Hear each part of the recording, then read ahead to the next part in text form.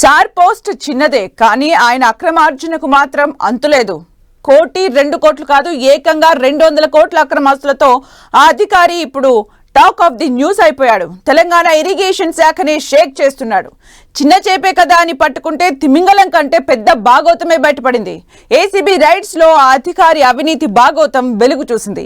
ఇంతకీ ఆ పోస్టులో ఆ రేంజ్ లో సంపాదించే అవకాశం ఉంటుందా? నికేష్ అక్రమార్జనకు సహకరించిన అంశాలేంటి? అతని వెనకున్న పెద్దలెవరు?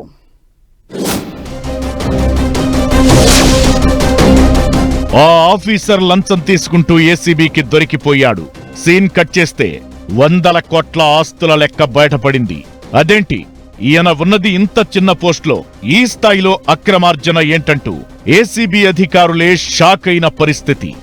ఇరిగేషన్ శాఖలో అసిస్టెంట్ ఎగ్జిక్యూటివ్ ఇంజనీర్ ఏఈగా పనిచేస్తున్న నికేష్ కుమార్ అవినీతి భాగోతం ఇప్పుడు టాక్ ఆఫ్ ది 2 స్టేట్స్ గా మారింది. 2-3 రోజుల నుంచి ఆయన కరప్షన్ స్టోరీ మీదే డిస్కషన్ జరుగుతోంది. ఏసీబీ అధికారులు చేసిన సోదాల్లో నికేష్ కు సంబంధించి ఏకంగా 200 కోట్ల రూపాయల అవినీతి అక్రమాస్తులు బయటపడ్డాయి. దాంతో ఏఈఈ పోస్టులో అంతగా వెనకేసుకునే అవకాశం ఉంటుందా అనే చర్చ జరుగుతోంది. నికేష్ డిపార్ట్మెంట్ లో చేరి కూడా పట్టుమని 10 ఏళ్లు పూర్తి కాలేదు. కానీ అతని అవినీతి భాగోతం మాత్రం సరికొత్త రికార్డ్ సృష్టించింది. నికేష్ కుమార్ ఇరిగేషన్ శాఖలో 2013లో విధుల్లో చేరాడు. ఎక్కువ సమయం ఆయన సిటీ శివారు ప్రాంతాల్లోనే పనిచేశాడు. ఇదే నికేష్ కు కాసుల వర్షం కురిపించింది. నగర శివారు ప్రాంతాల్లో ఇళ్ల నిర్మాణాలు, వెంచర్లకు ఎన్ఓసీ తప్పనిసరి అవుతుంది.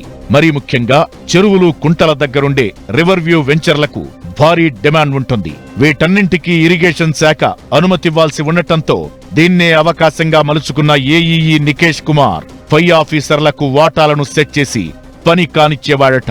పై ఆఫీసర్లు కూడా తమ చేతికి మట్టి అంటకుండా కాసులు వచ్చి పడుతుండటంతో నికేష్ ఆగడాలకు ఫుల్ సపోర్ట్ చేశారట.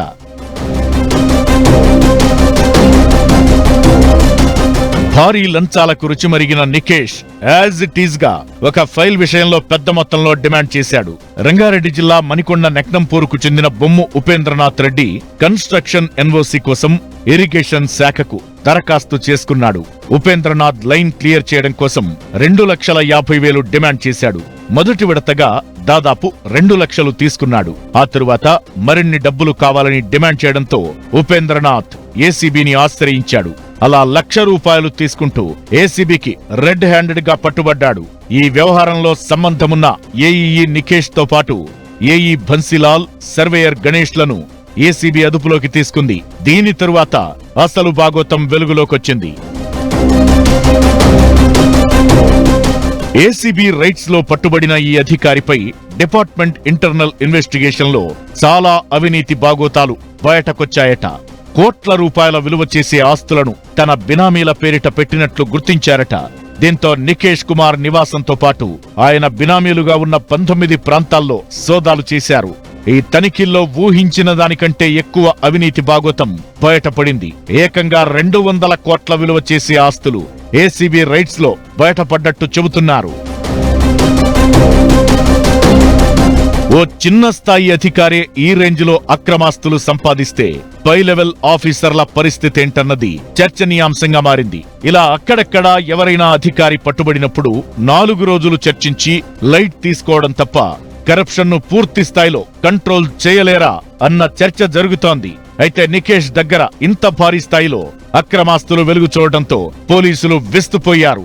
నికేష్ సింగిల్ విండో సిస్టమ్ లో పై అధికారుల వాటాను డీల్ చేసే వ్యవహారం బయటపడడంతో ఈ కేసును మరింత లోతుగా విచారణ చేయాలని ఏసీబీ భావిస్తోంది. నికేష్ ఇంతగా రెచ్చిపోవడానికి సహకరించిన పై అధికారులెవరనే అంశాన్ని తేల్చాలని చూస్తున్నారు. అయితే ఈ కేసు వెలుగులోకి రావడంతో నికేష్ కు సహకరించిన అధికారుల గుండెల్లో రైళ్లు పరిగెడుతున్నాయట. చూడాలి మరి ఈ అవినీతి భాగోతంలో ఎలాంటి అనకొండలు బయటకు వస్తాయనేది.